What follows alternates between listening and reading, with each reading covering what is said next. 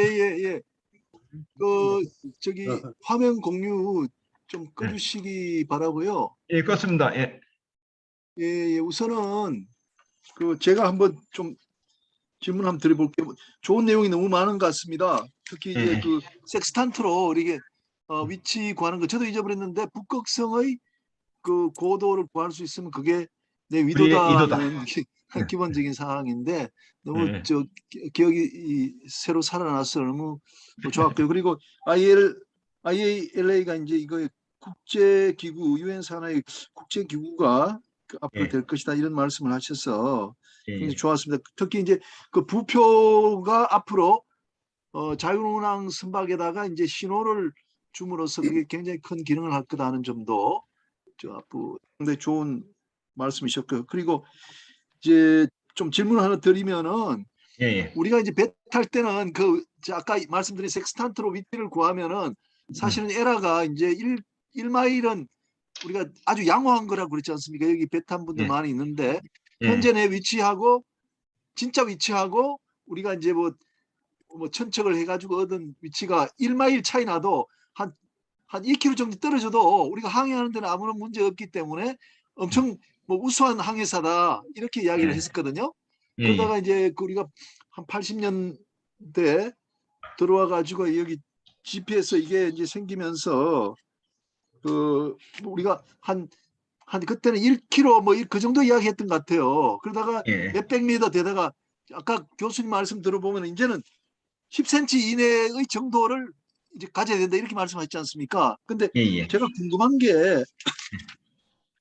그러면 이제 위성에서 위치를 내려줄 때는 하여간 위성에서 내려줄 때는 정확한 전혀 오차가 없는 위치를 내려주는데 그게 이제 먼 데서 오다 보니까 우리가 수신하는 이 과정에서 장치가 뭐 문제가 생겨서 이게 뭐 그렇게 오차가 생기는 겁니까? 그래서 우리가 그걸 오차를 줄이는 작업을 지금부터 한다 그런 말씀이신가요? 그걸 그렇죠. 모르겠어요. 예, 그렇죠. 왜냐하면은 근본적으로 그 이성에서 이제 그 인공위성 이제 예, 세대 이제 네 대를 써서 전파를 쏘는데 그 전파를 쏘는데 그 전파의 종류가 이제 두 종류가 있어요. 코드로 오는 경우가 있고 캐리어로 오는 경우가 있는데 지금 대부분 그 코드로 0101에서 오는 그 코드 가지고 우리가 이제 결국은 이성항법 장치라는 것은 이성과 우리 선박 간의 거리 이 거리를 재서 이성이치는 이미 알거든요 어디에 있는지. 그럼 이성이치 아는 세 개의 점에서 우리와 이성 간의 이 거리를 재가지고 그 거리에 이제 꼭지점이 이제 우리 선박 이치거든요. 그런데 이제 그 아까 오는 그 방식 중에서 이제 코드로 오는 방식하고 캐리어로 오는 방식인데 우리는 지금 코드로 오는 방식만 쓰는데 캐리어로 오는 방식을 우리가 쓰기 위해서는 캐리어를 해석하는 방식을 쓰기 위해서는 우리가 고도의 그 장비가 필요하고 고도의 알고리즘이 필요하고 그걸 하는 데가 나라가 몇 군데 없어요. 두세 군데밖에 없어요. 그래서 그걸 할 수 있는 어떤 알고리즘 구축,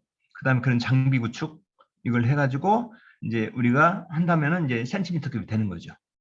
예, 그리고 거기에 아까 또 하나 이제 에스바스라고 또 이성이 따로 하나 있어요. 그래서 또 하나 이성이 그 오차 있는 거를 좀 오차가 있는 각각 이성이 전달될 때 오차가 발생할 수 있잖아요. 아무래도 전류성 통과거나 뭐 있으면은 그런 정보를 또 하나 이성에서 이제 보여주는 거죠. 보여줘가지고 그거하고 같이 합해서 우리가 구축한 알고리즘하고 에스바스라는 그 시스템하고 같이 이제 연결해서 이제 10cm급 10cm를 한다. 이런 연구가 지금 이제 내년부터 지금 현재 추진하고 있는 거죠, 지금. 예, 현재 추진 예, 중이죠. 아주 재밌습니다. 자, 중요한 거는 그러면요. 앞으로 10cm 이내로 된다. 이것만 이야기되겠습니다. 지정 토론 오늘 제가 이제 이정관 전 부산 해사고등학교 뭐 교장 선생님, 이정관 그 교장 선생님은 또 항해사 출신이고 서는 교육 담당을 또 하셨기 때문에 이 부분에 대해서 잘 아시리라 생각이 되어서 제가 정했고 그리고 이제 김현동 선생이라고 이제 부산에 있는 그 부경대학교 실습선에 예. 지금 항해 교관으로 그렇죠. 계셔서 예. 항해 장비들 현재 어떻게 있는지 좀 우리들한테 설명해 주면 좋을 것 같아서 저 부탁을 드릴게요. 그리고 이제 권정호 음, 사장님은 이사학이라고 이제 조선업 쪽에 계신데 아마도 이제 뭐 항해 장비들 아마 많이 아실 것 같아서 이제 말씀을 드려놨고 그다음에 한국해대 이제 김두현 학생이라고 지금 그 실습생입니다. 그래서 실습생들이 어느 정도 이제 항해 장비에 대해서 알고 있는지 또 궁금한 거 이렇게 물어보려고 했고요. 그리고 그 해양수산부의 이야기를 했더니 김형준 과장님께서 우리 오늘 모임에 이제 세 분이 김형준 씨가 계시는 겁니다. 두 분이 계신데 동명이인이신데 또 김형준 과장님께서 좀 현재 해양수산부에서 이제 항로 표준과 관련한 그런 이제 동향들을 이제 설명을 해주시기로 그렇게 했습니다. 자, 그러면 우선 이정관 교장 선생님께 먼저 마이크를 넘기도록 하겠습니다. 네, 안녕하십니까. 오늘 우리 박 교수님, 박 원장님 강의가 너무 재미있었습니다.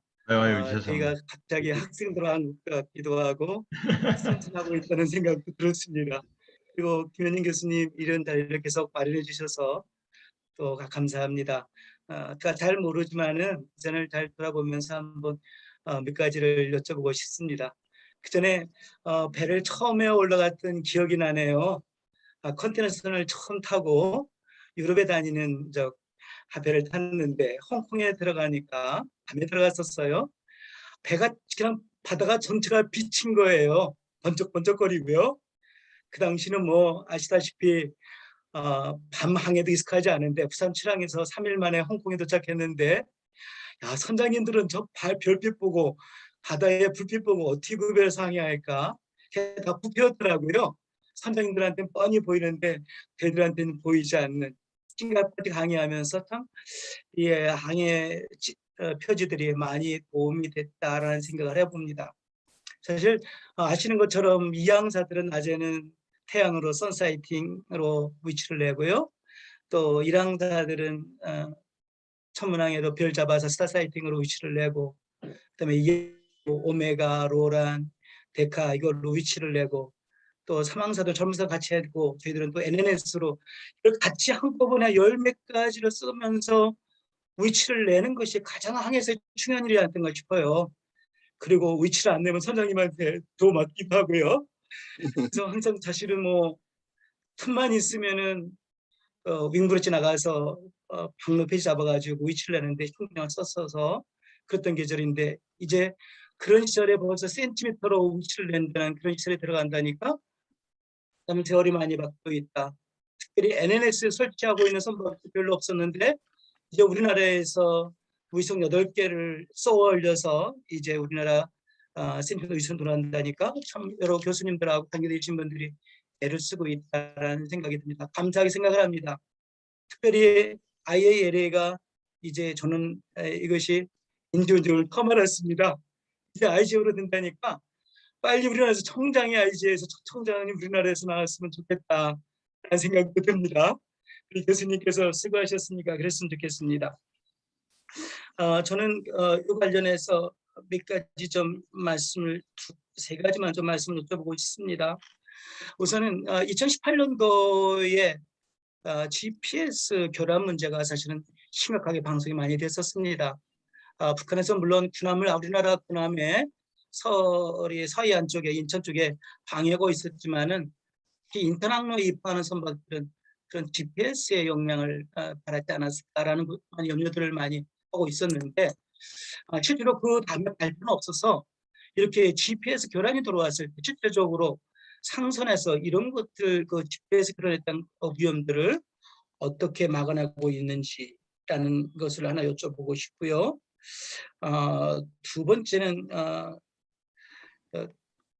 이 말씀을 제가 드려야 될지 모르겠지만은 일단 선박은 가장 안전은 교란 항로 표지가 선박의 위치, 안전을 결정하는 것이기 때문에 너무 중요한데 그것을 현대는 대부분 다 엑디스로 모든 정보가 집결되더라고요. 그런데 이 위치는 지금까지 센티미터까지 정확한데 거의 미터까지 나오고 있고 미터 거의 뭐 거의 미터급이라고 해야 되겠죠. 그런데 그 위치를 포트 스테이트 컨트롤에서는 그 위치 기록을 잘 믿어주질 않아요. 사이어 검사도 그렇고요. 계속 기록이 남는데 그거를 계속 종이 차트에 기록하라는 이런 요구를 하고 있거든요. 이런 문제들이 당연히 해결점이 찾아야 텐데 항해사들 입장에서는 날이 갈수록 전자해도가 더 정확한데 종이 차트에다 위치를 내라는 이런 문제에 있어서 물론 선장님들이나 이런 분들은 항해사들의 실력을 올리는 거겠지만은 현실적인 문제에서 이런 문제는 어떻게 풀어갈 방향인지 그런 문제 있고요. 조금 더 하나 좀 여쭤보겠습니다만, 오는 9월 2일 날 그 MAIB, DMAIB, 마리타임 액시던트 인베스팅 브랜치에서 영국과 덴마크에서 결국에는 액티스의 인식에 관한 그런 사용자들의 인지도를 조사해서 분석을 했었죠. 결론은 세 가지로 냈습니다. 이들은요. 뭐라고 냈냐면은 그 중심은 실제로 액티 상들은 참 스탠다드나 기준이나 그 사용법에서는 그냥 꾸준하고 실제 선박의 액티스 사용자들이 정보 사용자들이 인식하는 것에 어떤 차이가 있는지라는 것이었는데 결론은 이렇게 세 가지를 냈습니다. 액티스 사용해 보니까 실제 임박한 위험에서 경고 자동 기능 사용이 잘 안 되더라.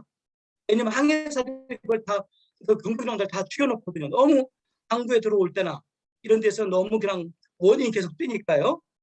너무 원인이 많다 보니까 두 번째는 자동 경고들이 많다 보니까 신뢰도가 약화되는 것입니다. 세 번째는 실제로 도선구역 항해에 들어왔을 때는 실질적으로 세분화가 부족하더라. 그래서 앞으로 이런 위치를 나타내주는 정확한 기능은 무인 자동화선에서는 굉장히 유익하다고 판단됩니다. 기계들은 분별할 수 있겠지만은, 즉 ADS가 지금 사용한 지 25년이 되도록 아직은 기초 단계라고 인식을 하더라고요. 그러니까 아직 뭐 패스시나 이런 데서 잘 인정 안 해주는 거겠죠. 사용에 인식차가 있고요. 결국에서 항해사들 입장에서 아무리 외부 설비가 좋더라도 항해 최종 결정자들은 항해사들인데 항해사들이 유용한 장비를 활용하려면 어떻게 방해가 소음의 노이스가 아닌 항해사가 인식하는 실질적인 장비에 도움이 될 수 있을까라는 이런 액트 장비와 항로 표지와 항해사 간의 이런 공통적 인식 흐름에 그런 연구가 있는지 이번 9월 2일자 보고서는 그런 것을 지적하고 있거든요. 실제 장비의 발전 기준 개발과 항해사들이 인주하는 것은 큰 인식 차이가 있고 그래서 본선에서는 액티스가 그게 주장비가 아니라 보조장치만 이용해야 되고 그 중요한 것을 다 쥐어놓더라는 것을 결론냈기 때문에 앞으로 이런 항해 보조, 이런 항로 표지가 항해 선박의 안전운항 기능에서 어떤 역할을 할 것인가라는 그런 질문을 드리고 싶습니다. 이상 제가 잘 알지 못하지만은 항해사들이 늘 고민하는 고민이 아닐까 싶어서 원장님께 이렇게 여쭤봅니다. 잘 들었습니다. 원장님. 질문 감사합니다. 이렇게 하겠습니다. 여러분을 제가 이제 지정 토론 이렇게 모셨기 때문에 우리 박계각 교수님은 좀 메모하셨다가 한꺼번에 또 답변해 주시기 바라고요.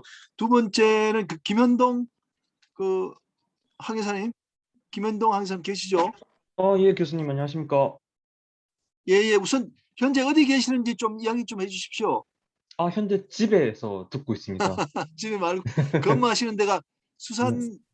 부경대학교 현재 실습선 아닙니까? 예, 부경대학교 탐사선 나라호에서 근무하고 탐사선. 있습니다. 그거 조금 설명 좀 해주십시오. 우리 선생님들한테 뭐 어떤 기능을 하는지. 저도 2019년 이제 6월에 임용이 돼서 이제 부경대학교 탐사선에서 근무하고 있습니다. 선박은 한 1,500톤 클래스 되고 이제 아쿠아마스터 일반 러더 타입이 아닌 아쿠아마스터랑 이제 아즈무스 스트러터 그리고 다이나믹 포지션 잘 아시다시피 DP 시스템이 장치가 이제 설치되어 있습니다. 그리고 저희는 이제 해양 관련 학과 뭐 환경 대기 뭐 지구 환경과학 해양공학과, 해양학과 학생들을 이제 실습 지원을 하고 있습니다. 그리고 뭐 CTD랑 이제 뭐 해수 염분, 뭐 염분이나 뭐 영양염도 뭐 그리고 수심 뭐 이렇게 이런 걸 이제 해양 쪽으로 탐사하는 작업을 지원하고 있습니다. 예, 감사합니다. 그러니까 이제 부경대학 소속인데 부경대학이 가지고 있는 이제 학교 탐사선에 근무하고 계신다 그런 말씀이죠, 그죠? 예, 맞습니다. 그 탐사선은 뭐 해양 과학과 관련된 여러 가지 실험이라든지 또 뭐 실적을 하는 그런 기능을 한다 이런 말씀이시네요. 예, 맞습니다. 예. 예, 방금 오늘 그 박계학 교수님이 항로 표지와 관련해서 이렇게 좋은 말씀을 해주셨는데 그렇게 뭐 탐사선 타고 이렇게 왔다 갔다 하시면서 항해를 또 많이 하고 하시니까 뭐 그와 관련해서 좀 말씀해 주시면 좋을 것 같아요. 저도 그 박계학 교수님 그 강의를 되게 좀 잘 들었습니다. 2019년까지 항해사 생활을 하면서 이 강의를 통해서 좀 과거를 다시 되돌아보고 내가 항해했을 때는 어떻게 했는지에 대해서 좀 돌아보게 됐는데요. 그 질문이 한 두세 가지가 있는데 아까 그 지상파 항법 시스템, 그 R모드 타입, 그리고 초단파, 뭐 중파, 장파를 이용한 그게 지금 기술 개발이 된 것 같은데 지금 상용화가 되고 있는지가 좀 궁금하고 그리고 이제 앞으로 미래 항로 표지 개발에 이제 스마트 항로 그러니까 뭐 사물 인터넷이랑 뭐 인공지능 등이 아마 도입이 될 것 같은데 거기 이제 전자랑 뭐 통신 그다음에 카메라 센서들이 들어갈 건데 혹시 사이버 테러 문제 같은 걸 발생하지 않을까 싶고 그다음에 지금 기후 변화가 아시다시피 엄청 좀 다양한데 그 최근 그 항로 표지 피해 사례가 보니까 한 48억 한 160건 정도 되더라고요. 그 보고서에 보니까. 그래서 혹시 스마트 항로가 개발되면 이제 기후 변화에 대한 피해가 좀 적게 되는 건지도 좀 궁금합니다. 예, 예, 좋은 질문 감사합니다. 자, 그러면 그 다음에 우리 권종호 사장님한테 마이크를 넘기겠습니다. 권 사장님, 네, 권종호 사장님, 안녕하십니까. 예, 반갑습니다. 예, 예, 주식회사 이사의 권정호 대표입니다. 지금 어디, 아, 지금 거제입니까? 아닙니다. 저는 이제 집에 와 있습니다. 아, 그렇습니까? 예, 집에 와 있고. 저희 회사는 그 조선소 그 해양 플랜트 쪽에 시운전을 주로 하는 회사인데요. 그 시운전이 이거 배를 직접 몰고 하는 그런 시운전이 아니고 장비를 설치하고 나면은 장비를 정상적인 운전 상태로 이렇게 만드는 그런 과정을 이렇게 담당하고 있는 게 이제 시운전 부서인데 거기에 이제 저희들이 일부 일을 받아가지고 하는 수행을 하고 있거든요. 주로 이제 해양 플랜트 쪽하고 LNG선. 저는 사실 그 이제 90년도 졸업하고 박계각 그 원장님이 그때 아마 그 저희 그 조교 아니셨는가 싶은데 그 지도관 제가 정확한 기억이 그 이전이었는지 하여튼 그런 것 같습니다. 그 어쨌든 그래 저는 이제 96년도까지 배를 타고 그 이후에 사실은 조선업종 쪽에 있었기 때문에 어떻게 보면은 이제 해운 쪽하고는 상당히 좀 거리가 좀 있다고 볼 수 있거든요. 볼 수 있어가지고 오늘 우리 또 이제 교수님께서 저를 또 이제 지정 토론자로 지정을 하셔가지고 좀 의아했습니다. 그래서 이거 번지를 잘못 짚으신 거 아닌가 싶기도 하고 그랬는데 마침 딱 이렇게 딱 듣고 보니까는 이게 정말로 저한테 상당히 좀 그 도움이 많이 되고 인사이트한 부분이 있다라는 것을 이 말씀을 드릴 수 있는 게 제가 이제 조만간에 이제 그 항해통신 장비 하던 회사를 하나를 지금 M&A를 하려고 하고 있거든요. 그러다 보니까는 그 회사가 보면은 이제 그 최근에 그 해상 풍력 쪽으로 라이다라고 해가지고 이제 그 해상 풍력 그 본격적으로 해상 풍력 그 설비를 갖추기 전에 미리 한 1년 정도 이렇게 프로펠러 우리 바람하고 바람 세기라든지 이런 것들을 풍량계죠. 풍량계를 설치해 가지고 데이터를 수집하는 그 장치를 바다에 설치를 해야 되는데 그게 이제 라이다라고 하는데 거기 보면 이제 또 라이다를 설치하기 위해서 라이다 자체는 자그만한데 고기를 라이다를 이제 해상에 고정시키기 위해서는 또 이렇게 또 해상 부위를 만들어야 되거든요. 그 부위가 어떻게 보면 오히려 그 라이다는 한 2억 정도밖에 안 되는데 부위가 보통 그 엔카 설비까지 해서 한 15억 정도 되는 어떻게 보면 배보다 배꼽이 크죠. 그런데 그런 것들이 어떻게 보면 또 이거 하고 또 상당히 좀 연관성이 있을 것 같습니다. 아까 그 말씀하시기를 해양 환경 관련해 가지고도 그런 이제 기존의 그 부표들을 활용해서 이렇게 그 데이터도 수집할 수 있다고 하는데 저는 그게 하나의 그 라이다 이런 것들이 하나의 신뢰가 될 수가 있다고 보거든요. 그래서 그런 것들을 기존에 그 우리나라 전역에 연안에 이제 1,800여 개 정도 되는 그러한 해상 부표들을 잘 활용하면은 여러 가지 유용한 정보들을 유용하고 또 이렇게 현실적인 그런 정보들을 잘 활용할 수 있지 않겠나라는 그런 생각이 들었고 또 제가 이렇게 보니까는 이제 그런 부분들도 잘 활용하면 저희들도 비즈니스적으로도 상당히 좀 연관성이 있지 않겠나라는 생각을 많이 했습니다. 그리고 제가 이 조선업종에 있으면서 이래 또 김인영 교수님이 이런 좋은 또 강좌를 또 개설을 하셔가지고 여기에 계속 들어오면서 느끼는 건데, 세상에 연관성이 없는 그런 분야는 없다라는 것을 많이 느끼거든요. 특히 저는 이제 그 조선업종하고 그 해운 쪽이 사실은 산업군이 완전히 틀리니까는 어떻게 보면 3차 산업과 2차 산업이고, 또 이제 저 산자부 소속이고, 또 이제 제조업이고, 또 이렇게 서비스업이고 이러다 보니까는 완전히 산업군이 틀린데도 바다를 매개로 하고 있기 때문에 이렇게 들어와서 보니까는 단 한 번의 강의도 이렇게 도움이 되지 않은 적이 없었거든요. 지금 오늘 강의도 이러 보니까는 제가 또 최근에 제가 이제 배를 사실 한 척을 가지고 있었는데 그 배에 보면은 그 참 놀라운 게 보니까는 저런 게 있더라고요. 독거대 갔다 나오니까는 마그네틱 콤파스 같은 경우를 아직까지도 그게 있어가 그게 이제 보정을 해야 되더라고요. 보정을 하고 또 그걸 기록을 해야 되고, 또 그리고 섹스탄트 같은 경우에도 이거 요즘에 뭐 때문에 필요하지 이래 생각했는데, 요즘에 보면 오히려 그 첨단으로 가가지고 디지털 섹스탄트 해가지고 그냥 이렇게 개척만 하면은 그 포지션이 그대로 이렇게 디지털로 딱 인식되는 그런 것도 개발되어 나오고, 그래서 좀 해운업계라든지 이렇게 바다와 관련된 것들은 변화하는 게 상당히 좀 더디구나라는 그런 부분들을 느꼈고, 또 새로운 것들이 개발이 되더라도 과거를 버리는 것이 상당히 어렵겠구나라는 그런 생각도 했거든요. 그래서 현실적인 질문을 좀 한 두 가지 드리려고 그러면은, 지금 자율운항 선박에 대해 가지고 이제 조선 쪽에서도 상당히 좀 이렇게 기대를 많이 하고 있고, 자율운항이 됨으로써 새로운 배들에 대한 수요도 많이 늘어날 거라고 이렇게 보고 있고, 또 어떤 분들은 이제 그 스마트 선박의 도입으로 인해 가지고 해기사들의 그 수요가 많이 줄어들지 않겠나, 아니면은 해기사들이 오히려 이제 다른 공부 가령 뭐 코딩을 해야 된다든지 그런 쪽으로 또 생각하시는 분들도 있고 한데, 저는 이제 사실은 전혀 그렇게 생각지 않거든요. 왜냐하면 제가 이렇게 좀 그 해운업계라든지 바다와 관련된 업종들이 이제 보수적인 성향을 잘 알기 때문에 그런 거는 상당히 좀 그 시간이 엄청나게 좀 많이 소요되는 일이라 생각하는데, 자율운항이 되더라도 언제쯤 이렇게 이런 부분들이 실제로 선원이 없이 배를 운항하는 이런 것들이 현실화될지 한번 그런 것들을 박 원장님의 생각을 한번 듣고 싶고요. 그리고 그 현실적으로 그 항로표지기술원의 그 전체 1년 연간 예산하고 구성원, 그게 이제 언급이 안 되셨는데 그거 한번 간단하게 좀 부탁을 드리겠습니다. 네, 감사합니다. 예, 감사합니다. 감사합니다. 자, 그러면 그 김두현 학생을 마지막으로 한 네 분 말씀 질문에 대한 그 답변을 박희학 교수님을 듣고 또 진행하도록 하겠습니다. 김두현 학생, 네, 지금 어디에요? 안녕하십니까? 네, 지금 실습선입니까? 고향집에 내려와 있습니다. 왜 고향집이에요? 방학 아주 개학했을 텐데. 개강했는데 코로나 때문에 코로나 10월 때문에. 예, 예. 10월 4일부터 다시 학교 간다 해가지고. 10월 4일. 예, 예.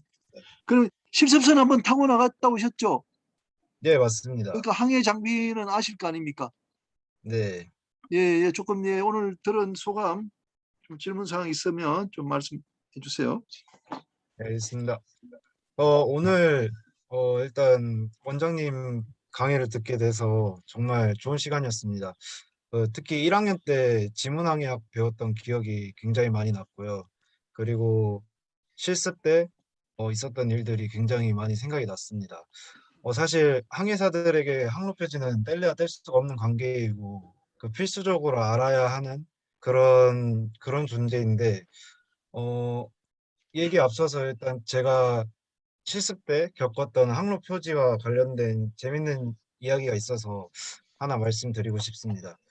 어, 그 아까 원장님께서 말씀하시길 왼쪽을 나타내는 항로표지는 초록색, 오른쪽을 나타내는 것은 빨강색이라고 했던 걸 기억하실 겁니다.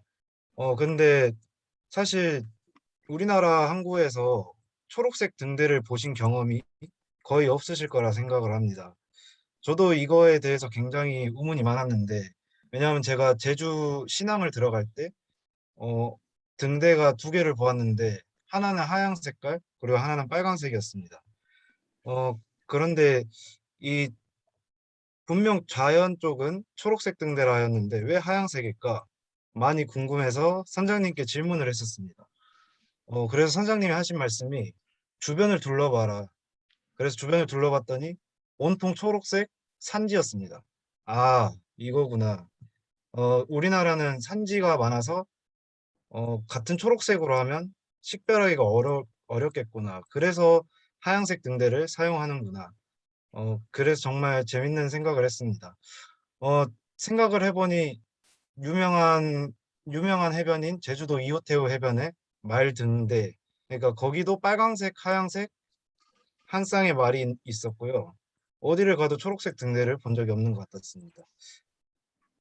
네, 이거는 그냥 제가 70대 생각난 일화를 하나 말씀드렸고요. 제가 강의를 들으면서 생각한 질문에는 이제 아이알라가 NGO에서 IGO로 승격되는 그런 과정이 있다고 하셨습니다.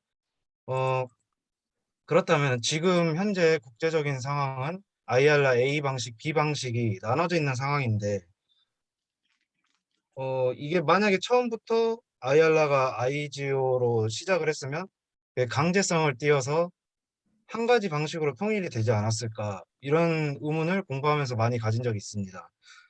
근데 지금 결과적으로는 두 가지 방식인데 만약에 만약에 아이알라가 IGO로 승격돼서 그 조항이 강제적인 조항으로 바뀐다면 이 두 가지 방식의 통합 가능성 그리고 앞으로의 그 부표 표지 앞으로의 항로 표지 그 규칙에 대한 변화 가능성이 있는지 그것에 대해 질문을 하고 싶습니다. 네, 야. 이상입니다. 예, 감사합니다. 아유, 우리 저 해양대학교 3학년 학생이 너무 좋은 질문하시는데 저도 그 질문 드리고 싶었는데 이 항로 표지라는 게 사고가 안 나도록 하기 위해서 있는 거 아닙니까? 그런데 전 세계 아까 들었다시피 A, B가 헷갈려가지고 저도 헷갈려요. 그걸 지금 항로 표지를 하시는 분들이 이걸 계속 서로 두 가지 종류를 헷갈리게 갖고 있다는 건 정말 우리 김도현 학생 말씀처럼 하루속히 하나로 통일해야 될 것 같아요. 그래서 거기에 대해서도 우리 박기학 교수님이 좋은 말씀 해주기 바랍니다. 자, 박기학 교수님 그럼 네 분의 그 질문에 대해서 좀 간략하게 답변 부탁드리겠습니다. 예. 자, 그럼 먼저 들립니까? 예, 예. 예. 우리 이정관 교장선생님 질문부터 제가 답변을 드리겠습니다.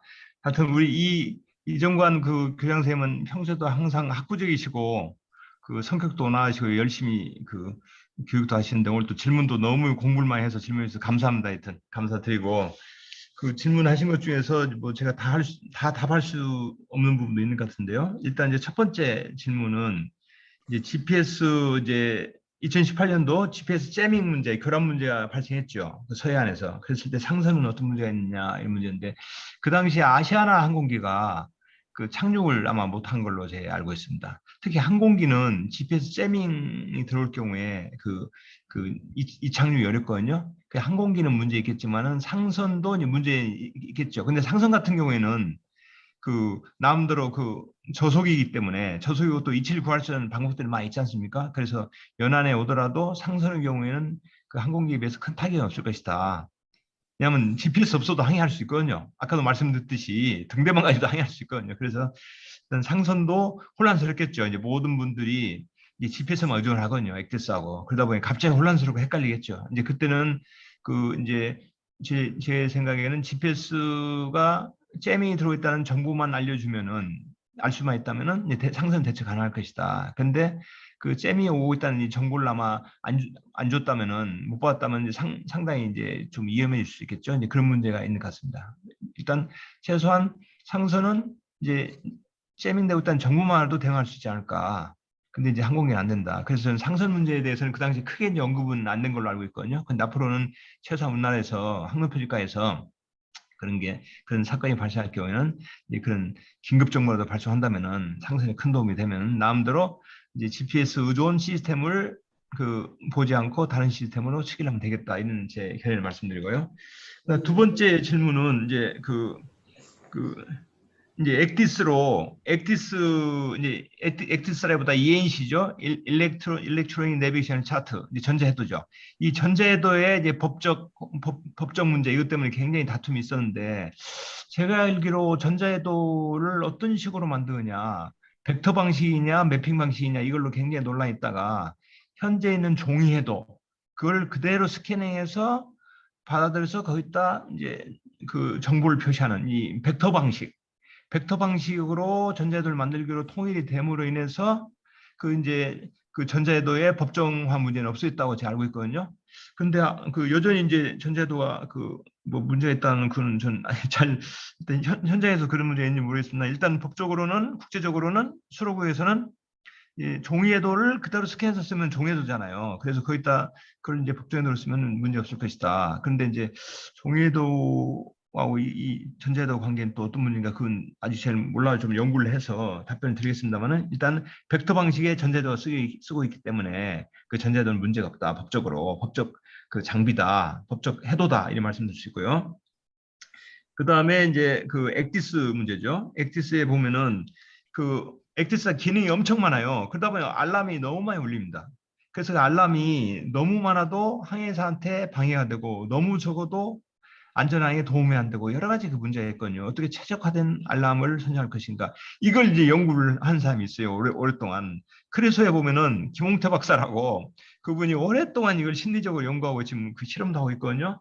그래서 이제 이런 문제는 이제 계속 지금까지 연구했지만 앞으로도 어느 정도의 알람을 주고 어느 정도는 알람을 안 줄 것인지 이걸 이제 항해사의 심리라든가 항해의 어떤 활용 효용성 등을 생각해서 이제 그 연구를 계속해야 되기 때문에 아직 미지수의 문제고 일단은 그 말씀에 공감을 하면서 이건 계속 연구하고 있고 그 이제 알람은 적정수의 알람 꼭 필요한 알람만을 울리게 하는 그 연구들이 계속되고 있다 여전히.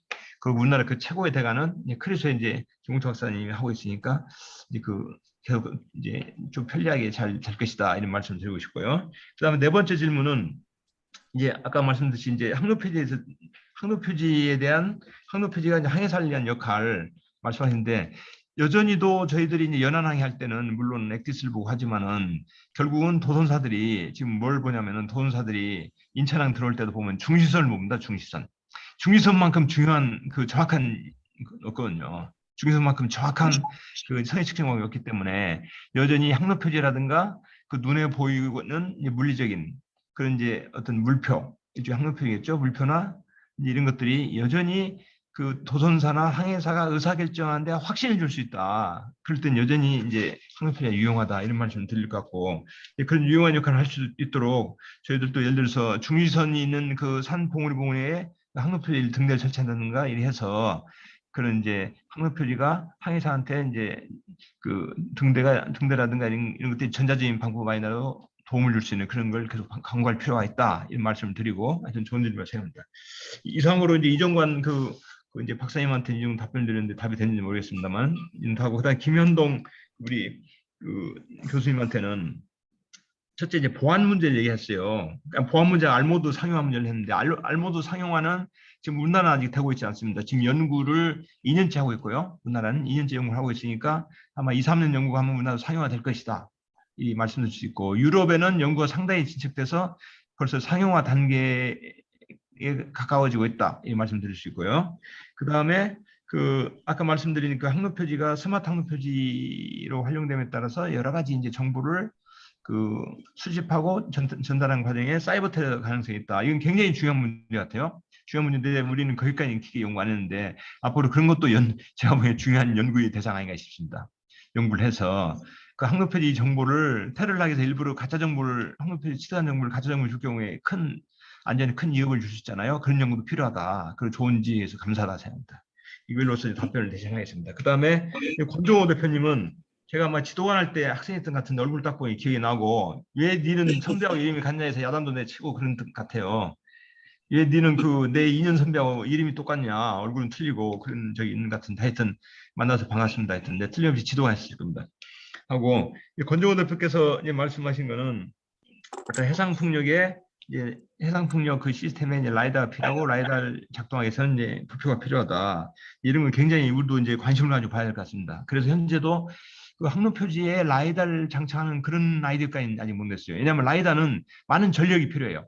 라이다는 전력이 필요하기 때문에 이제 그 물론 항로 표지에 라이다를 부착해서 주변의 선박을 그 이제 선박의 그 접근한 정보로다 이걸 알면 더욱더 정확한 위치 선박을 모니터할 수 있겠죠. 그것도 차후에 우리가 응용 과제로서 응용 테마로서 연구할 필요가 있다 생각합니다. 항로 표지에 라이다를 달아서 주변 선박과의 거리 관계를 측정해서 그 선박이 어느 정도 위험에 빠져 있는가 그걸 판단할 수도 있거든요. 그래서 중요한 정보라 생각하고 아주 좋은 그 아이디어에 감사의 말씀드립니다. 그리고 두 번째는 그 이제 자율운항이 언제 현실화될 것인가. 근데 이건 굉장히 어려운 문제인데요. 근데 기억하시겠지만은 60년대 일본에서 M0선을 만든다 했어요. M0선. M0는 맨 제로예요. 사람 제로.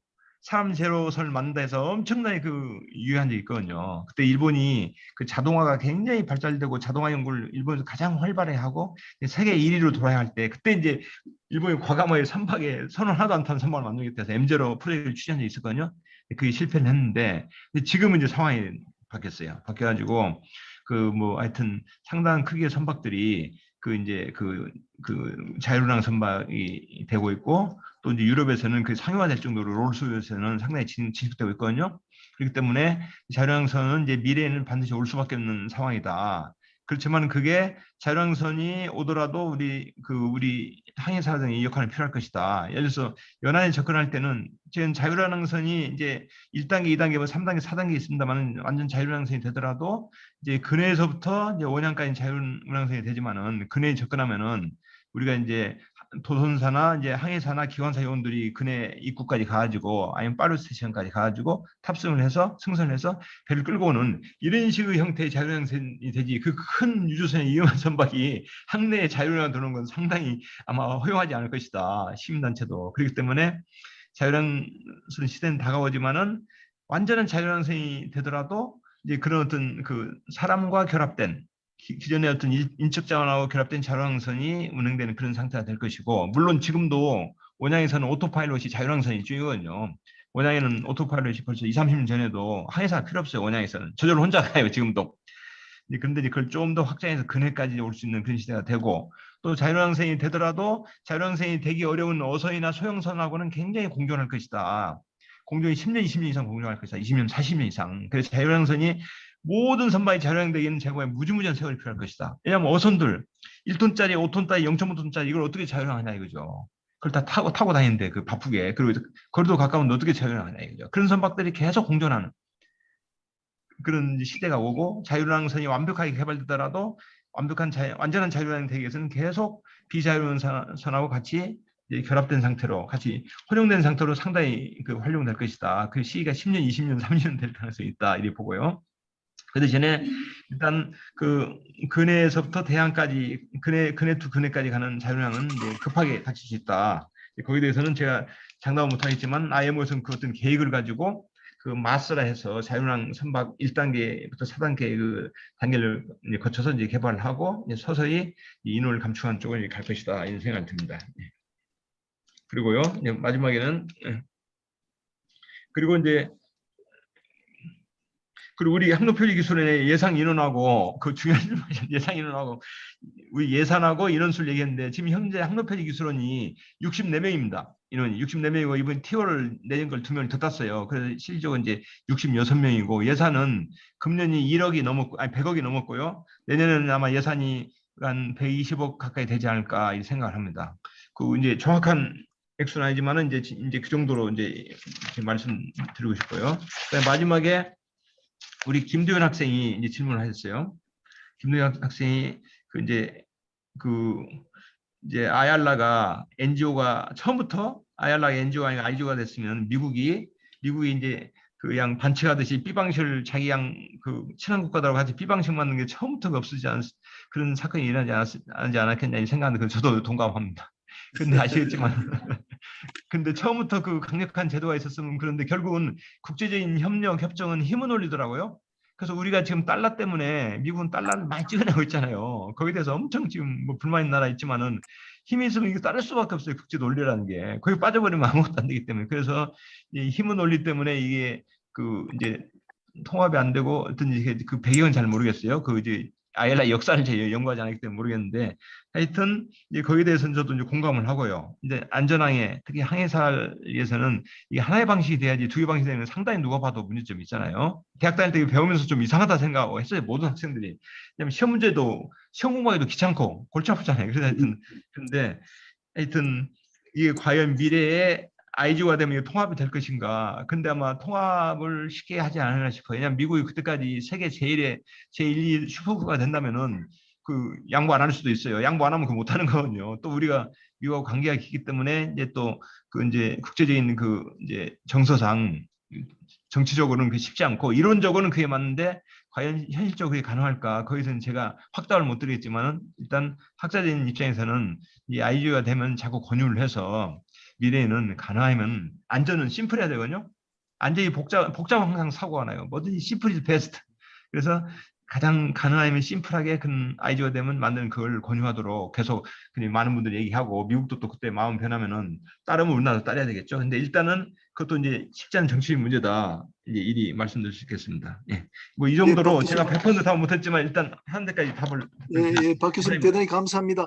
이렇게 하겠습니다. 우리 그 김용준 과장님은 우리 관례에 따라서 이제 말씀들 다 들어보시고 마지막에 좀 뭐 종합 정리 또 코멘트 해주시면 좋을 것 같고요. 그 사이에 이제 김정수 캐나다에 계시는 선장님께서 또 이제 그 토론을 신청하셨기 때문에 김정수 선장님께 마이크를 드리도록 하겠습니다.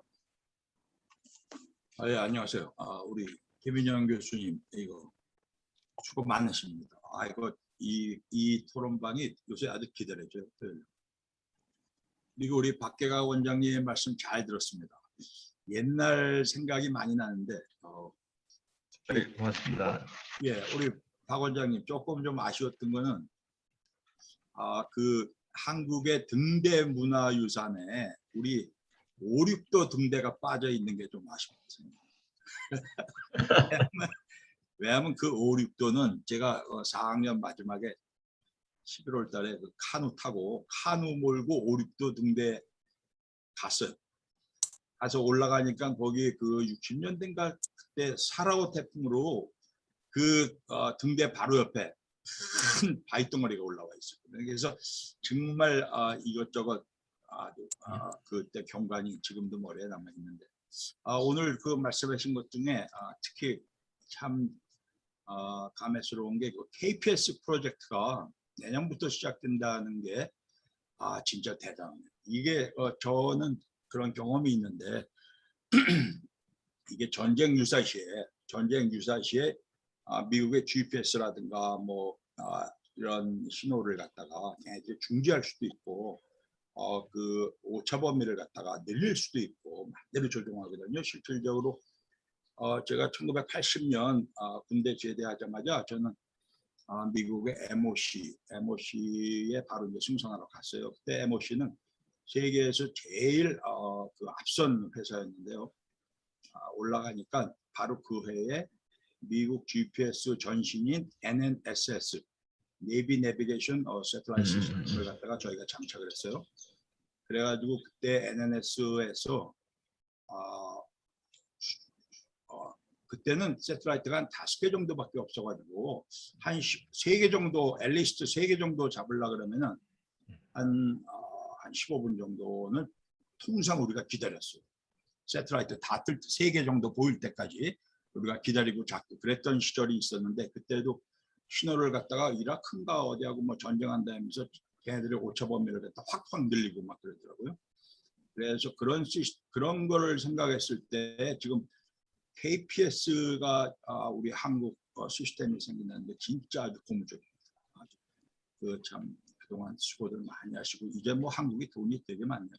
제가 오늘 그 우리 김인영 교수님한테 오늘 사실은 토론에 이거 참여를 그러니까 듣기만 하려고 했는데 꼭 말씀드려야겠다고 생각이 드는 게 지금 현재 이 방에는 그 수로기라든지 뭐 그 항로 뭐 이쪽에 관련되시는 분들이 많이 계시는 것 같아가지고 저는 여기 좀 캐나다 5대호 있는 데인데요. 여기 미국 디트로이트 건너편에 삽니다. 전 여기서 지금 세일링을 갖다가 계속 하고 있는데요.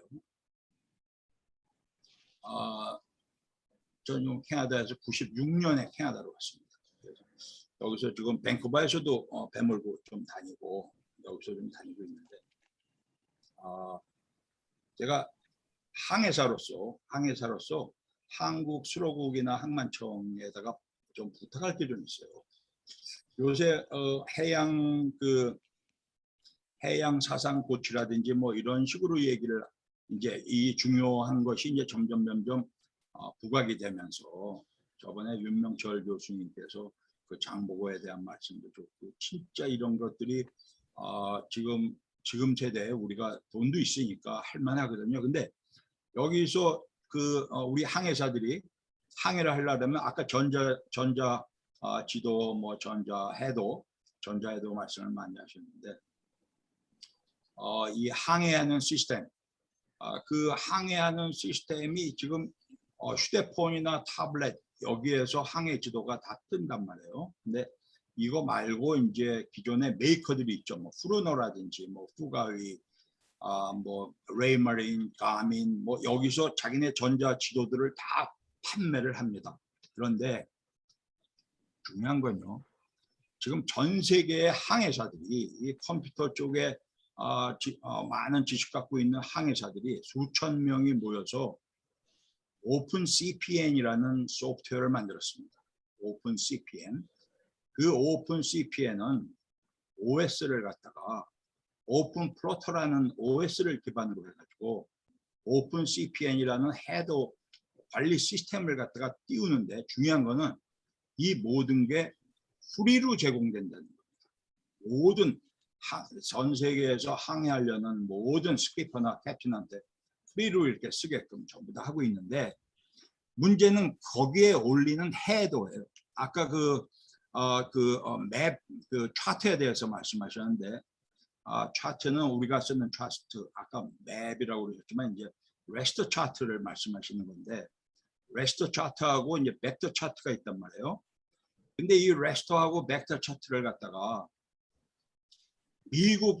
미국에서는 미국뿐만이 아니고 한 30개국 정도에서는 전부 다 프리로 줍니다.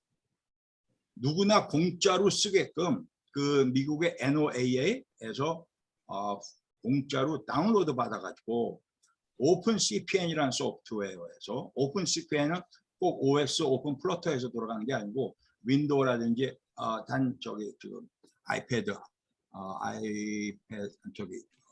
애플 OS에는 안 들어가는데 그 윈도우 기반으로 하는 모든 타블렛 또는 휴대폰 아이패드에서 다 들어가요. 그래서 이 오픈 CPN에 프리로 전 세계에다 까는 오픈 CPN에 그 각국 정부에서 공짜로 주는 레스터나 벡터 차트를 갖다가 올려가지고 사용을 하고 있습니다. 저희가 지금. 그런데 그 많은 나라가 공짜로 주고 있는데 한국은 왜 공짜가 아니냐. 그래서 그걸 갖다가 좀 우리나라 수로국에서도 좀 이런 문제를 갖다가 좀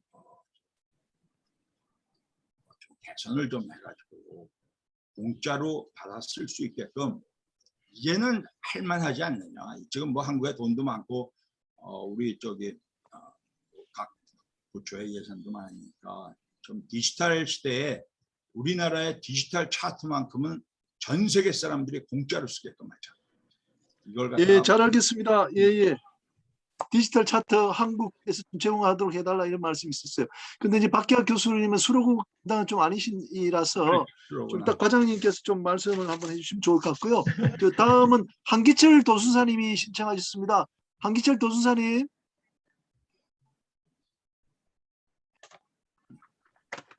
네, 한기철 도순사님 신청하셨는데 한 도순사님 안 계세요?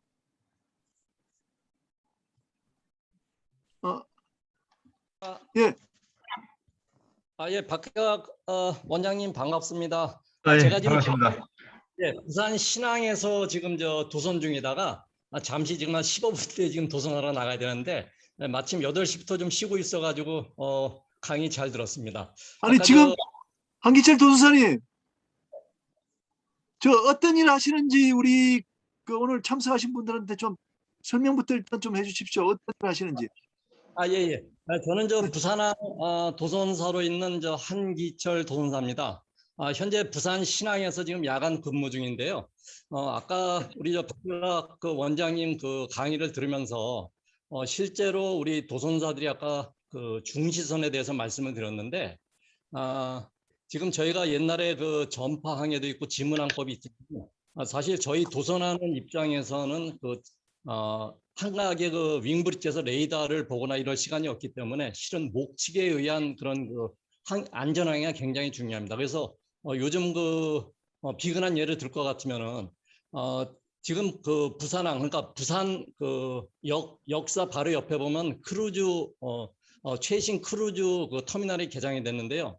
정작 크루즈 터미널이 개장이 됐는데 옛날에 이 크루즈선이 대형화되는 것을 그 예측을 못 해가지고 부산항 대교가 그 높이가 66m거든요. 근데 크루즈가 20만 톤 넘는 대형 크루즈가 나오면서 이 그 에어드라프트가 그 다리보다 높기 때문에 정작 대형 크루즈가 부산항 내에 들어올 수 있는 그런 상황이 일어났어요. 그래서 이것을 가능한 한 그 크루즈를 갖다가 터미널에 그 입항시키게 해가지고 리딩 라이트를 그 뒷산에 설치를 했습니다. 근데 이 리딩 라이트를 설치하고 운영 중에 부산항 그 지금 저 부산항 내항을 갖다가 지금 저 개발 중인데 거기에 40층짜리 아파트를 올리면서 이 리딩 라이트가 가려버린 거예요. 그래서 이에 대해서 고민을 하다가 요즘 그 레인지 라이트가 북항하고 신항에서 아주 요긴하게 쓰이는데, 참고로 말씀드릴 것 같으면은 이 아파트가 들어서면서 그 리딩 라이트가 가려가지고 여기에 대해서 고민하다가 레인지 라이트를 활용하기로 했거든요. 그래서 이 레인지 라이트는 북항대교 같은 경우 중앙을 통과해야 되기 때문에 들어오면서 예전처럼 리딩 라이트 센터를 보고 들어올 때는 하얀 등이 보이고, 항로 우측으로 치우치면은 레드 라이트가 보이고, 항로 좌측에 치우치면은 그린 라이트가 보게 되어 있습니다. 또 신항도 마찬가지로 신항의 그 토도가 그 선박에 대형화됨으로 해서 그 선박에 심각한 그 안전을 초래해가지고 약 3천억 원을 들여가지고 토도를 제거했는데, 토도를 제거하고 나니까 예전에는 그 한진터미널에 있던 토도가 일종의 로타리 역할을 했거든요.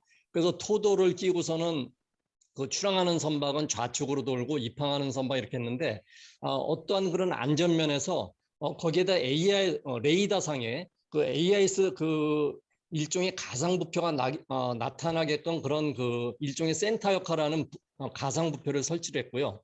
그 다음에 항로 들어오고 나갈 때도 세 군데다가 레인지 라이트를 설치해가지고 우리가 항로 표지를 설치는 안 했지만은 들어오면서 그 레인지 라이트에 흰색을 보고 들어오면은 우리가 그 센터를 따라 들어오는 거고요.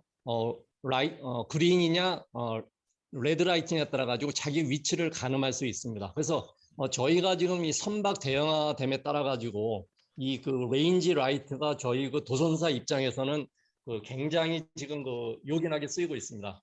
또 하나 아까 그 우리 김두현 학생이 얘기했는데, 제주 신항에 그 입항할 때 등대 밑에 보면 등줄을 하나는 빨간 거 하나는 그 레드 라이트로 해가지고 하고 있는데, 저희 도선하는 입장에서 이 안개가 자주 낄 때 저희가 그 물론 레이더에 의존하기는 하지만은 점점 그 방파제에 입항하면은 반사파라든지 해가지고 어떤 때 허상이 나타나서 굉장히 위험할 때가 많습니다. 이때 제일 중요한 게 이 그 리딩 라이트가 여러분들이 좀 이해가 안 가시겠지만은 저희가 외항에서 멀리서 그 승선해가지고 선계 딱 올라가게 되면은 항 입구가 잘 가늠이 안 될 때가 많습니다. 시계가 안 좋을 때도 많고, 그다음에 선박들이 리웨이를 만들거나 해가지고 코스가 일정치가 않거든요.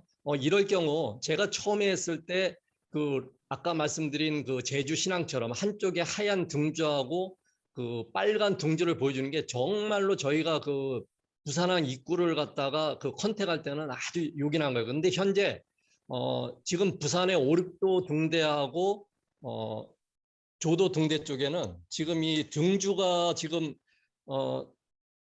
이 지금 라이트들이 다 소등이 돼가지고 제대로 작동을 못 하고 있습니다. 그래서 제가 재작년 회장 때 요거를 좀 저희 그 도선사뿐만이 아니고 모든 북항에 입출하는 선박들의 그 안전에 중요한 거기 때문에 여기에 대한 개선을 요망을 해가지고 재설치를 좀 부탁을 드렸는데요.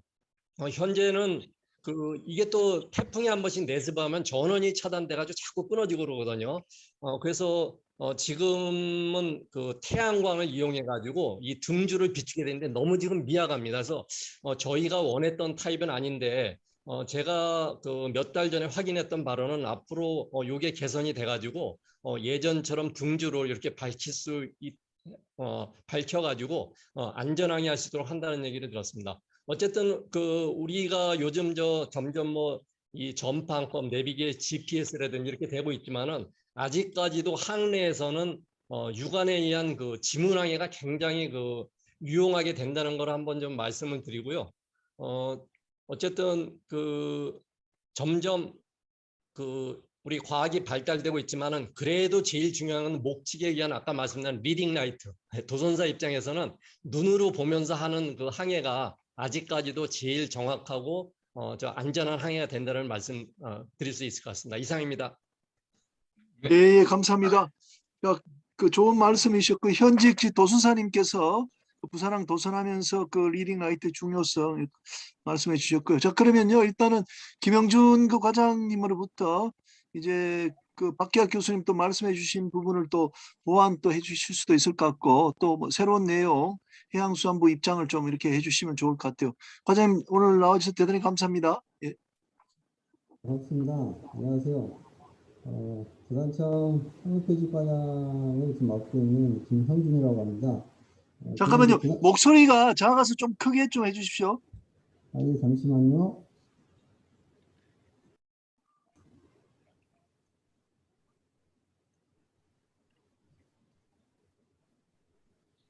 지금도 잘 안 들리세요? 잘 안 들리십니까? 지금 최도가 있는데 안 들리세요? 그래도 뭐 들을만합니다. 예. 네, 들을만합니다. 예, 제가 지금 볼륨을 최대로 놨습니다. 안녕하세요. 저는 부산청 항해표지과장 김영준입니다. 저는 이제 금년 7월 1일자 부산에 발령을 받았고요. 그 전에는 세종에 있는 해수부 본청에서 항해표지 기획 총괄 담당을 한 4년 하다가 내려왔습니다. 오늘 박계각 원장님이 발표하셨던 저희 내용들을 제가 있을 때 지금 다 기획하고 진행하고 지금 되는 사람들인데요. 아까 질의하시는 것 중에 제가 추가 좀 보충 설명할 건 하고 향후 우리 항해표지가 어떻게 갈 건지에 대해서 총론으로 간략하게 말씀을 드리고자 합니다. 아까 좀 전에 GPS가 교란이 발생됐을 때 상선 같은 경우에 대책이 있느냐 이렇게 궁금하셔가지고 물어보시던데요. 실제 지금 GPS 잼밍으로 인해서 2010년부터 16년까지 선박이 한 1000여 척, 항공기 한 2000여 척, 통신 우리 휴대폰 중계기죠. 한 2,500개소가 지금 다 목통이 되는 적이 있고요. 뉴스에는 나오지 않았지만 항공기가 하나 추락해서 사망한 사례도 있었습니다. 국내에. 그리고 지금 잼밍을 해수부에서 북한에서가 잼밍을 어느 방향으로 거냐하면 선박의 밀집도가 가장 많은 서해안 쪽에 주로 걸고 있습니다. 그래서 저희들이 2011년부터 인천과 서해안 쪽에 북한에서 인위적인 잼밍을 걸 때 관측할 수 있게끔 잼밍 관측소 3개소를 현재 운영을 하고 있고요. 실제 16년, 14년 때는 저희가 제일 먼저 컨택을 해서 국방부라든가 저희들 국가위기센터라든가 이렇게 좀 제공을 해서 이렇게 나온 사례도 있습니다. 이런 잼밍을 저희들이 예방을 하기 위해서 지금 이노란이라든가 알모드라든가 이런 걸 개발하고 있는데요. 우리 국민들이 왜 그러면 잼밍을 막지 못할까 아마 궁금증이 있을 거예요. 이게 아는 사람은 참 쉬운 건데 일반적인 국민은 잘 모를 거거든요. 실은 인공위성이 지금 한 2만 킬로 고도에 떠 있습니다. 그러다 보니까 그 전파를 발사할 때 높은 주파수, 전파의 세기로 발사하면 가장 좋긴 한데, 그러면 이제 위성의 수명이 단축되거든요. 그래서 건전지 1볼트도 채 안 되는 그 와트수로 쏩니다. 한 1와트 정도의 주파수로 전파의 세기로 쏘기 때문에 그 2만 킬로 상공에서 내려오다 보면 그 위성 궤도 오차라든가 시간차 오차라든가 이런 거에 대해서 굉장히 취약하죠. 그러다 보니 인위적으로도 아니지만 그 위성 정확도 자체에 오차가 가릴 수밖에 없고요. 이게 보통 한 30m 이내입니다, 지금.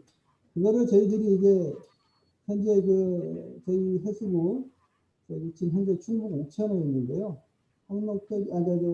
국립해양 치기 정보원이라고 저희들이 내륙 기준국 해양 기준국 34개소에서 요 위성 신호를 보정을 해가지고 다시 선박이나 항공기 그다음에 측량 업체들한테 제공을 하고 있는 DGPS를 운영을 하고 있죠. 그래서 이런 전파 제밍을 저희들이 이제 막기 위해서 잉어랑 개발을 작년까지 끝냈고요. 원래 인천 소청도에 잉어랑 송신국을 하나를 지금 구축하고 있습니다. 이게 구축이 되면 광주, 포항, 그 다음에 소청도를 해가지고 서해안 쪽에 내년부터 내후년이죠. 내후년부터 잉어랑 시범 서비스를 관공선, 그 다음에 우리 해경, 그 다음에 우리 해군 이쪽에 일단 우선 서비스를 할 겁니다. 그럼 이 선박들은 DGPS와 잉어랑 통합 수신기를 저희들이 개발을 해놨습니다. 그래서 지금 현재 수요를 좀 조사를 하고 있고요.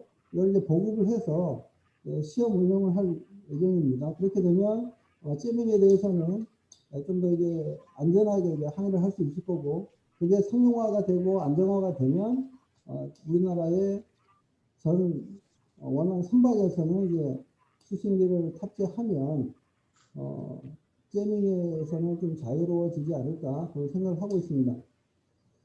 그리고 또 하나 이제 아까 이제 그 김정수 사장님께서 이제 그 디지털 차트를 무상으로 해주면 안 되겠냐. 물론 이게 국립해양조사원의 업무이긴 한데 일부는 지금 베타 버전 형식으로 해서 무료로 지금 제공이 되고 있고요. 그 일환으로 저희 해수부 항로표지과에서 해로드라는 어플을 개발을 해서 지금 운영을 하고 있습니다. 이거는 이제 소형 선박들이 있죠. 레저보트라든가 이렇게 우리 DGPS 수신기를 장착하지 않은 선박이라도 휴대폰 어플에서 깔으면 바로 간단한 항해부터 그 다음에 내 조업구역 그 다음에 내가 심지어 조업을 하나 레저 활동을 하다가 바다에 빠지게 되면 자동으로 내 위치를 해경 상황실과 119 상황실로 내 위치를 전송해서 구정합니다. 실제 지금까지 한 500여 명을 지금 현재 구정을 했고요. 대한민국 관공서에서 만든 어플 중에 가장 우수한 어플로 지금도 지금 인정을 받고 있고, 지금도 한 40만 정도 가까이 지금 이용자가 있습니다.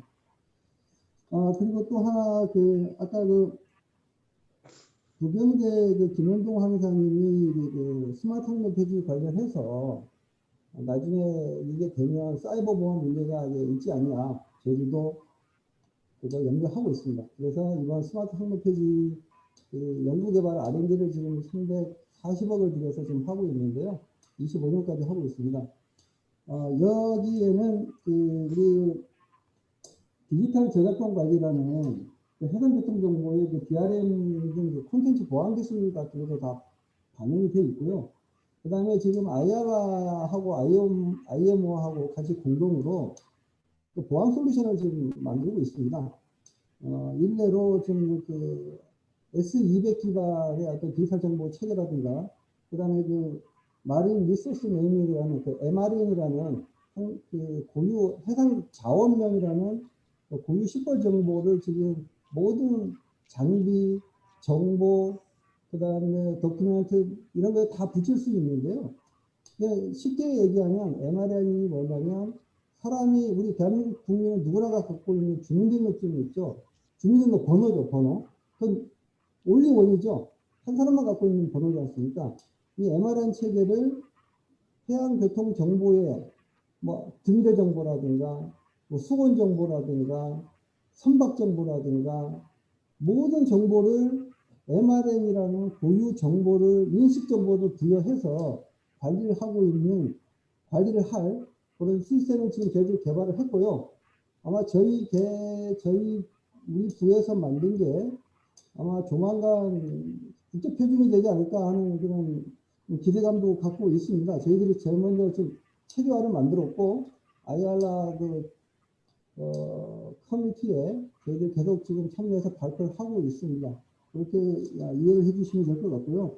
아까 우리 한기철 부산 도전사님께서 말씀하신 오리또 등대와 조도 관련 문제는 저희들이 내년에 사업비를 반영을 지금 해놨습니다. 그래서 오리또 등대도 새로이 한 20m 높이로 증고해서 들어오는데 이상이 없도록 할 거고요.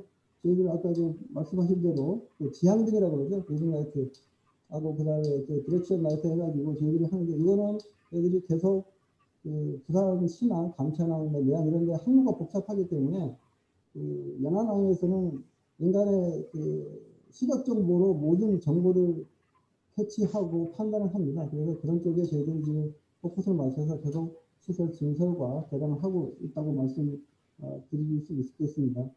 그리고 아까 김기현 해양대학교 학생이 얘기했던 IARA가 이제 IGO로 설정이 되면 AB 방식으로 통합 가능하냐 안 하냐 여쭤봤는데요.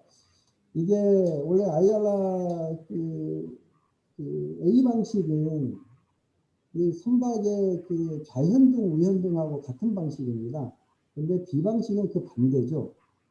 근데 이게 유럽에서 먼저 얘기가 나와서 미국이 나중에 이제 IARA의 회원이 됐는데요. 미국에서는 자기들 방식을 고집해서 자기는 유럽의 방식은 A 방식으로 바꾸지 못하겠다. 그래서 이제 논의를 하다가 그러면 전 세계를 A 구역과 B 구역으로 나누자.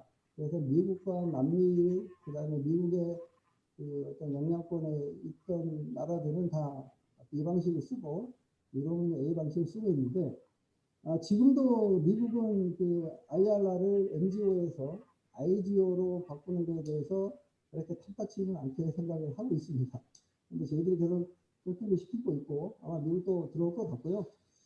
참고적으로 지금 IGO 계획을 잠깐 말씀드리자면 현재 우리나라는 금년 4월에 프랑스 외교부에 저희 프랑스 대사가 가서 사과관을 선언했고요. 법제처 심사가 금년 10월에 있을 예정입니다. 그리고 법제처 심사가 끝나면 차관회의라든가 국무회의를 금년 11월에 의결하고 대통령 재가를 12월에 하고 비준서가 이제 내년 1월 26일까지가 이제 만료 기간인데요. 그때 이제 기탁하고 나면 가입개국 30개국이 비준서 기탁 완료 후 90일이 지나면 정부가 기구로 아마 이렇게 발표가 갔습니다. 그렇게 참고해 주시면 될 것 같고요. 그 다음에 KPS 관련해서는 저희들이 8개 위성을 이제 띄울 건데요. 정지궤도 위성 2개와 그 다음에 앱이 하나, 그 다음에 나머지 5개가 이제 팔자궤도로 돌 겁니다.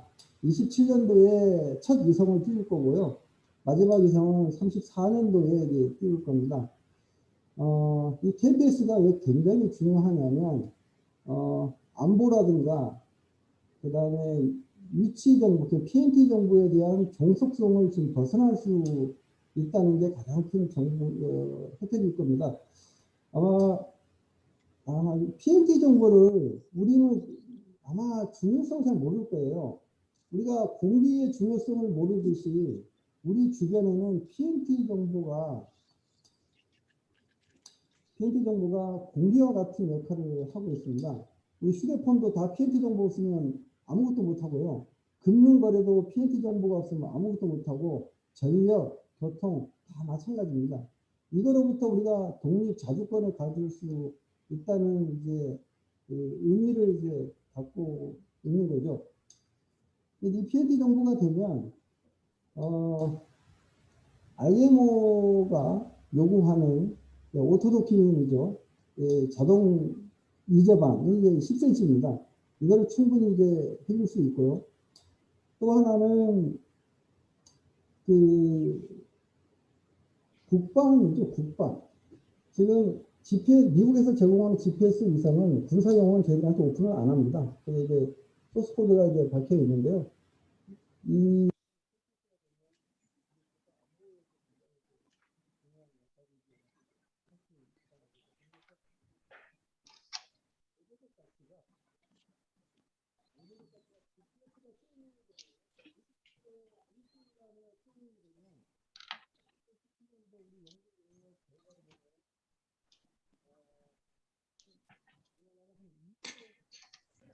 과장님 마이크가 꺼진 것 잘 안 되는 것 같은데 되나요? 예, 그 마이크 상태가 안 좋은데 그 과장님 하실 말씀은 다 하신 것 같아요. 마지막은 아마도 이제 그 GPS를 우리가 독자적으로 개발하면은 그 국방상으로도 대단히 유용할 것이다 이런 말씀 이렇게 끝까지 해주신 것 같아요. 그래서 오늘 뭐 김 과장님께서 오셔서 정말 아주 우리가 궁금했던 것을 이 자리에서 다 해결해 주셨습니다. 뭐 그 잼 방어라든지 또 해도 제공이 현재 되고 있다든지 또 사이버 보안 문제까지 다 답변을 그렇게 해 주셨습니다. 그러면 박계학 교수님 아까 그 또 두 분이 질문이 있었는데 혹시 뭐 추가적으로 박계학 교수님 하시는 말씀 있으시면은 좀 해주시기 바랍니다. 예, 저는 뭐 특별하게 일단 드릴 말씀 없고요. 일단은 중요한 거는 이제 항로 표지가 예전이나 지금이나 여전히 중요하다. 여전히 중요하고 이 항로 표지가 더 다양하게 활용될 수 있다. 이제 이 점을 관심을 가져주시고, 그리고 특히 이제 항로 표지를 가지고 우리가 공학적인 활용도 많이 하지만은 이제 해양문화 창달에도 활용하니 앞으로 관심을 가지시고 항상 등대도 좀 자주 방문해 주시고 또 포항에 있는 등대박물관도 기회되면 꼭 한 번씩 와주십시오. 저희가 잘 모시겠습니다. 그리고 앞으로 항로 표지가 더욱더 발전할 수 있도록 많은 후원과 관심 부탁드립니다. 하여튼 이상으로 제 오늘 그 강의를 들어주신 모든 분들께 진심으로 감사를 드리면서 앞으로 항로 표지가 예, 박계학 교수님. 예예. 아니 포항만 좋아하지 마시고 우리 제 고향인 영덕 축산항에도 그 등대 굉장히 오래된 거예요. 알겠습니다. 하여튼 해양 앞으로 문화 많은 후원과 관심 해양 문화에 좀 부탁드립니다. 활동해 주시고. 감사합니다. 예. 지오시스템의 김홍선이라고 그럽니다. 제가 채팅을 통해서 질문 드린 게 있는데 거기에는 대답을 안 해주시네요. 아이고, 그걸 못 봤네 제가. 예. 조금 긴데 간략히 말하자면은 기존 항행 보조 역할과 인문학적인 것에 하는 것을 넘어서서 4차원 혁명 시대에 걸맞는 통신 강화 및 기후 변화 시대의 해양 모니터링 플랫폼으로 사실 항로 표지에 드는 돈이 만만치 않잖아요. 그런데 국방과 통신과 기후 변화와 이런데 어업과 이런데 조금 더 하십사하고 어떤 계획을 가지고 있다면은 조금 묻고 싶습니다. 아까 우리 김형준 과장이 말씀했듯이 KPS 사업 자체가 선박의 안전항에도 중요하지만 국방에도 바로 이제 활용할 수 있고요. 그 위성을 되고 그다음에 아까 환경 기후 변화에 저희가 이제 항로 표지를 지금 이제 제가 구상 단계지만은 항로 표지가 전국에 이제 1,900개 있으니 이걸 활용해서 기상 관측, 그다음에 해양의 오염 또는 해양 생물의 변형, 생태 변형 이런 쪽으로도 항로 표지 기능을 다양화할 수 있도록 점점 더 기능을 이제 확대하려고 이제 계획을 추진하고 있습니다. 그래 하도록 또 여러 가지 궁리도 하고 노력하겠습니다. 좋은 말씀 감사합니다. 그 채팅은 제가 지금 못 봐가지고 나중에 천천히 보고 또 답변을 나중에 드리도록 하겠습니다.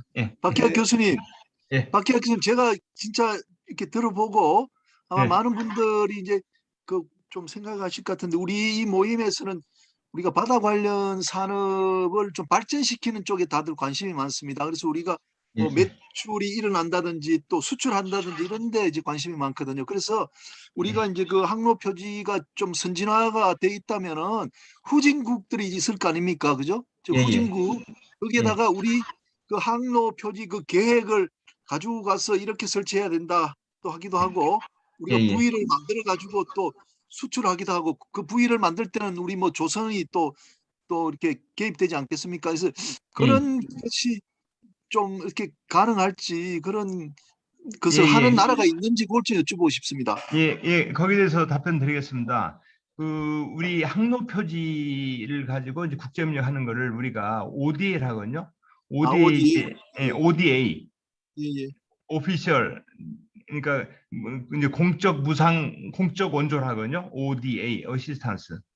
그 공적 원조를 저희가 지금까지 해왔는데, 그 저희 해수부하고 항로표지 기술원에서는 2014년 12월부터 약 2년 24개월 동안 필리핀을 대상으로 최초로 저희가 필리핀. 그 코이카 사업으로 한국 그 국제협력재단 있지 않습니까? 그 사업으로 저희가 필리핀의 항로 표지에 이제 그 장기 개발 마스터 플랜 저희가 만들어 드렸고, 그 이후에 이제 그 저희 마스터 플랜에 근거를 해서 필리핀에서는 이 항로 표지 선박, 그다음에 항로 표지 이제 기지창 등등을 만드는 사업을 이제 수체리분의 EDCF 사업이 있습니다. 그건 이제 무상이 아니고 유상 원조입니다. 차관 원조거든요. 그걸 통해 지금 진행하고 있고, 저희가 최초로 한 건 필리핀이고, 그 결과가 이제 처음에는 무상 원조지만 그게 이제 유상 원조로 바뀌어서 우리나라 그 각종 조선이나 그 이제 그 해양 항공 산업체 뭐 이런 업체들이 진출할 수 있는 길을 하나 만들었고, 그게 최초고요.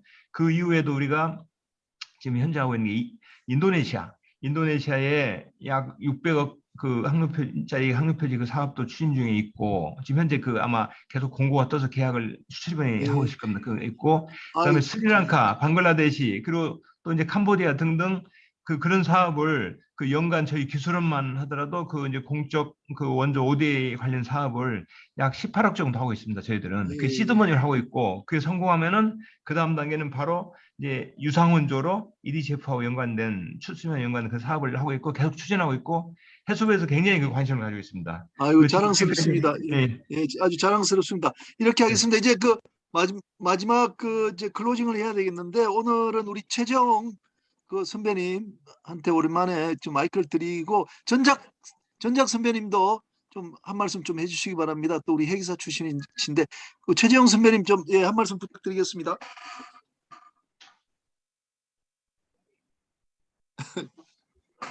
마이크를 꺼버리 잘못했나 보다. 아마 마이크를 또 뭐 작동을 예. 예, 마이크 누른다면서. 예, 좋습니다. 예. 네, 저는 솔직히 이 부분에 대해서는 참 문외한인데 오늘 좋은 공부를 많이 했습니다. 박 교수님 강의를 들으면서 이게 항로 표시라는 게 이런 것이고, 해상 그 운송业 관련해서도 이게 굉장히 중요한 부분이구나 하는 걸 느꼈고, 또 각국에 이것을 수출할 정도로 우리가 이 부분에 있어서 굉장히 높은 실력을 가지고 있다는 것도 이제 알게 되었습니다. 앞으로도 우리 그 나라에서는 정말 선진국이 된 우리나라에서는 ODA로 이것을 정말 주요 그 개도국들에 이렇게 널리 이제 확대해 나감으로써 그에 수반되는 또 다른 수출의 길을 또 열 수 있지 않나, 이렇게 또 생각이 됩니다. 오늘 좋은 강의 잘 들었고요. 대단히 감사합니다. 예, 감사합니다. 좋은 말씀 감사합니다. 예, 전작 선배님, 예. 예, 오늘 박계각 원장님 강의 잘 들었습니다. 70년대 말에 제가 울산에서 중동으로 VLCC 선박을 탄 적이 있었어요. 그때 주로 지문항해, 오늘 강의했던 항로 표지를 이용한 지문항해나 별을 보고 항해하는 게 주가에 되었었습니다. 전파 항해는 오차가 심해서 이용을 못했습니다. 오늘 강의를 들어보니까 여러 가지 항로 장비들이 발전이 되고 해서 센티미터 단위까지 오차범위를 줄인다고 하니까 참 감회가 새롭네요. 특히 저 싱가포르의 원패담 뱅크라고 기억이 나요. 원패담 뱅크. 거기에 대해서 이름도 이제 헷갈리고 비가 오는데 그 윙브리지에 나가서 뭐 피라클이라고 하는가요? 아주모스 서클인가요? 이름도 이제 잘 기억이 안 나요. 1분 단위, 각도 1도 단위로 그 선장님한테 선교 안에 있기 때문에 밖에서 마이크를 대고 1도 단위로 강의를 불러준 적이 있었어요. 길을 맞으면서 옛날 생각이 많이 납니다. 오늘 강의 잘 들었습니다. 예, 고맙습니다. 예, 감사합니다. 오늘 우리가 좀 공부한 내용은 뭐 산업 자체는 아니고 이제 그 운송을 도와주는 역할을 하는 이제 항로 표지였었는데 아마 이제 처음으로 들으신 분들은 또 생소한 것도 있고 좀 재밌게 들으셨을 것 같습니다. 이것이 이제 그 수출까지 우리가 할 수 있는 단계까지 왔다고 하니까 굉장히 자랑스럽습니다. 우리 박기학 교수님 또 원장 하시는 동안 그 항로 표지원 잘 이끌시고 다시 이제 학교로 돌아가시기 바라고 다음 주부터 우리 멤버로서 꼭 참여해 주시기 바랍니다. 예, 감사합니다.